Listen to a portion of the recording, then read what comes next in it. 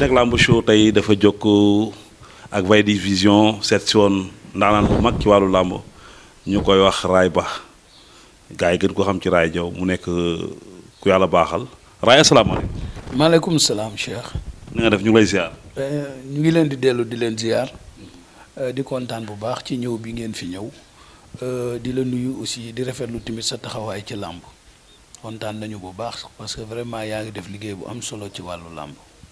Raye dañoo bëggoon rek ci sa jaar-jaar parce que xale yu bari ñi mujjee ñëw xamuñu ne yow da ngaa takk ngeen bu bëri te daanaka bari na mbër yoo xam ne ni buñ musaan a ñëw fa nga dëkk lañ leen di yebal ne la ñoo fiy bëri est-ce que mën nga ñu wax ci sa jaar-jaar tuuti.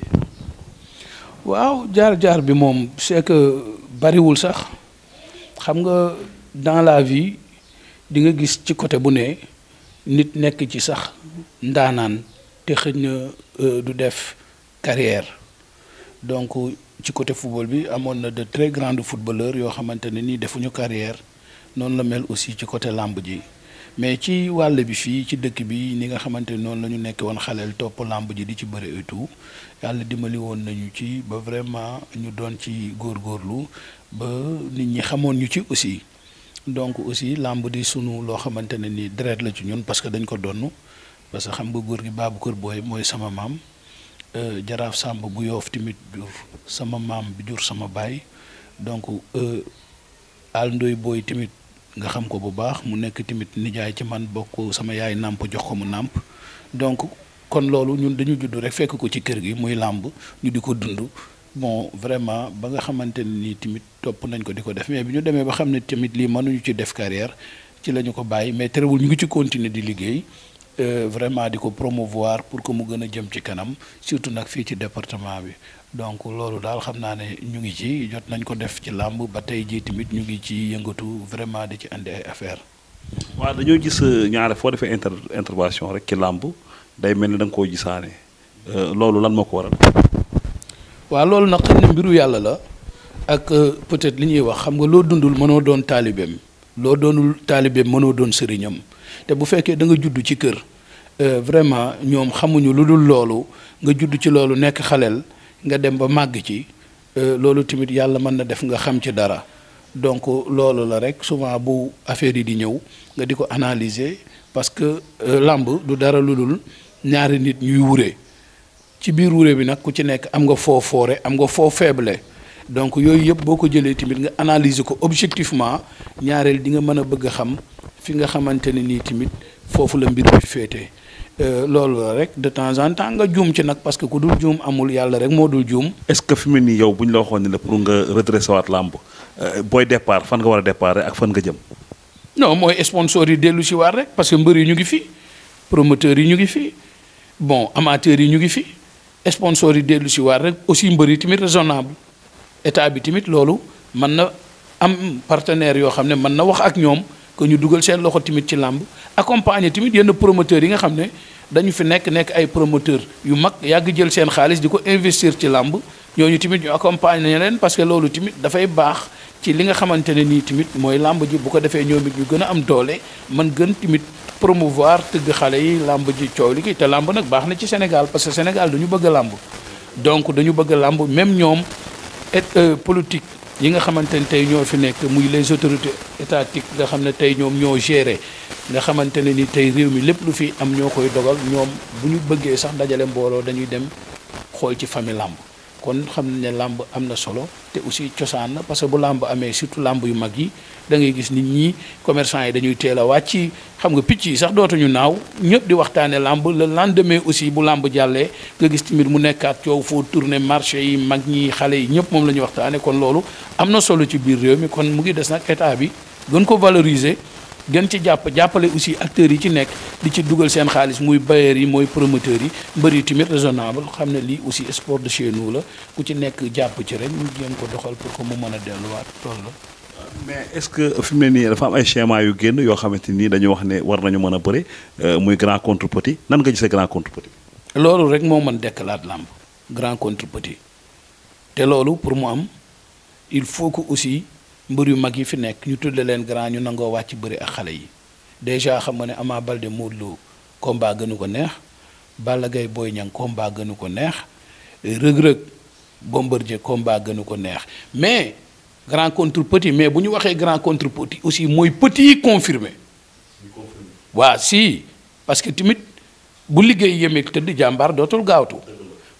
petit yi confirmé nga xam ne tey jii def nañ performance petit yooyu la ñu war a xool grand yi fi nekk ñu boole leen ku mel ni tey Boy Niang def na performance ñëw na keroog passé examen ci Lac de Guiers admiwul loolu aussi ci làmb la bokk mais tey boo xoolee fi làmb toll ku mel noonu tamit war nga ko mën a jox Balla Gaye ñu xool ndax li ko të ci Lac de Guiers mën na ko am ci Balla Gaye parce que Lac de Guiers ak Balla Gaye aussi du ñu benn valeur Balla Gaye peut-être tey jii moo gën a nekk mbër mu gën a xarañ parce que nekk na fi roi des arènes daje na ak tous les lutteurs de sa génération daan leen mais ni muy bëree aussi ak ni Lac de Guiers di bëree du benn waaw donc li la mën a të ci Lac de Guiers mën na la ubbil buntu timit ci Balla Gaye parce que li wóor te wóor mooy Balla Gaye du xaar Boy Niang te Boy Niang boo ko xaarulee boo ñëwee dina bëree ak yow donc bu ñu bëree ñoom ñaar mën nañu gis combat bu neex donte Balla Gaye moom mooy favori waaw donc. boobu surprise mën na ci am. non combat bëree la rek reenu ñam bi la kenn xamul fi muy demee mais li wóor te wóor mooy Balla Gaye moom mooy favori parce que c'est un lutteur boo xam ne vraiment bu ñu waxantee dëgg te yàlla tax def na. Tout ce qu'il devait faire dans l'arène def na ko et puis champion la. Reug Reug Bombardier est-ce que c'est normal. waaw xam nga Reug Reug Bombardier li tax sax ñu koy wax mooy c'est parce que Bombardier en personne moom moo taxaw ne bëgg na Reug Reug te Reug Reug aussi honnêtement bu ñu waxantee dëgg mbër la moo xam ne peut-être ci côté arène bi deful jaloore yi yeneen xale yi def mais aussi ku daan Elton daan Bébé Saloum. daan aussi Boy Jordan barki démb nga daan Gris 2 muy soog a am première défaite am donc aussi li ko gën a andi ci podium bi mooy c'est parce que bëre bi mu def ci mbapat bi parce que tey bëre mbapat bu fekkee da nga ci liggéey ba am ci yenn maanaam tur yi am ci yenn teraanga yi am ci timit yenn jaar-jaar yi loolu daf lay pousser à ce que nga ñëw arène pour mën a jéggi parce que boo xoolee ku mel ni Mor Fadam bi maam Jambaan di dajeeg moom maam Jambaan bëriwul premier combat deuxième combat dafa ñëw Dakar rek ñu jox ko Mor Fadam ñu bëre mooy premier combat am grand combat la woon te boobu fekk na Mor Fadam doon champion lan moo taxoon loolu c'est parce que boobu dafa fekk maam Jambaan toj réew mi ñu xam ne kii poids lourd la te mbër la moo xamante ne nii bëre bi mu ngi ci moom ñu war ko andi arène sénégalaise ñu ne nañ ko jox Mor Fadam mu bëre ak moom Yékini bi muy ñëw. di jógee drapeau chef de l'État en 1996 te Zallo di ko daan final fekk mu daan gaa ñëpp ci mbapat bi muy ñëw Dakar fekk Dakar yëpp dégg nañ ko te ak seegul bi mu ñëwee son premier combat 17 août 97 bi muy daje kàdd gi dafa bëre grand combat donc am na mbër yoo xam ne pour ñu yéeg comme Reug Reug c'est parce que dañu liggéey ci arène bi parce que Reug Reug sur 232 combats ci 4 ans mu ngi am 10 défaites. ci 232 combats ci 4 ans 2015 2019 mu ngi am 10 défaites mujj gi bu daanoo sax coow la léegi damay wax benn affaire ban mbër moo fi ëpp valeur instant bi Reug Reug tey fu mbër taxaw bu fa Reug Reug taxawee rek bu ñu nee diwa ngeen ni Reug Reug a ngeen le et puis il fait plus de 120 kilos am doole nga gis ni mu daane Elton avec la manière Tapha Tine Elton la daan pour jot Balla Gaye donc mbër la boo xam ne mais nag gaa ñi xam nga farfarloo bi dafa am mbër yoo xam ne dañ leen di bëgg tëbal teg leen ay champion te Reug Reug bu dul dara bu bëreewul sax ak Bombardier surtout Bombardier nekk un lutteur boo xamante ne nii dafa nekk fin de carrière presque saison bi moo ko dese wala bii di ñëw mu bëgg génn aussi par la grande porte mu may xale bi chance parce que loolu Bombardier bëgg a def Bombardier defaloon nañ ko bi muy dajeek Alioune Seye ndem si yàlla na ko yàlla yërëm boobu Alioune Seye mën na ko jur parce que Alioune Seye c'est la génération de Manga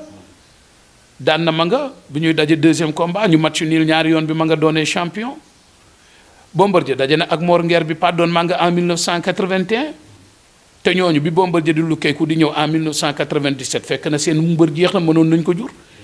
donc Bombardier li tax ñu koy tudd di tudd Reug Reug parce que dafa fekk Bombardier bientôt dafay dem te moo mayee chance. kon yow ni ngay waxee dafa mel ni Reug Reug bu doon ëllëg roi des arènes du la bett. ah non pourquoi Reug Reug lan moo nekk ci mbër luy nekk ci mbër léppi mbër a ngi ci moom Reug Reug léppi mbër mu ngi ci moom xale la am na doore mën naa bëre am na gétt bëgg na li muy def ku mel noonu nag Cheikh boo nekkee ci milieu bi tamit mel noonu dara du la jomb. moo du la jomb dara du la jomb raay mais am na ci schéma bi ba tey beneen combat bu ñu waxaat muy diggante Ama Baldé ak Modou Lo.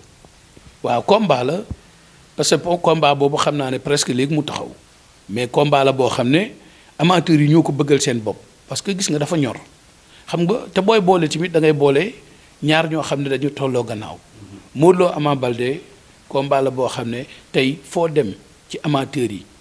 ñoom moom la ñuy waxtaane parce que day combat boo xam ne amateurs yi ñoo ko soxla parce que Modou ak Ama dañu daje mbapat Modou daan ko ñu jóge fa Modou nekk ci yoonam reyante ba xëy nekk roi des arènes te terewul avant muy doon roi des arènes coow li bari. Ama xale la liggéey na ak si ne fii Modou aussi tàllal na ko loxo nangu na bëreek moom te combat dëgg-dëgg bu ñu bëggee mu neex day am coow combat bi nag dafa am coow li tax mu am coow mooy amateurs yi ñoo ko soxla léegi nag bu taxawee rek nga gis combat boo xam ne combat bu neex la te pour nga xam ne lii combat la bis bu ñu bëree ñoom ñaar dem ba taxaw ci diggu géew bi ba ku nekk say mbokk arrière ñu des fa ak arbitre bi rek boo leen xoolee ñoom ñaar di nga xam ne ku nekk mën ngaa daan sa morom.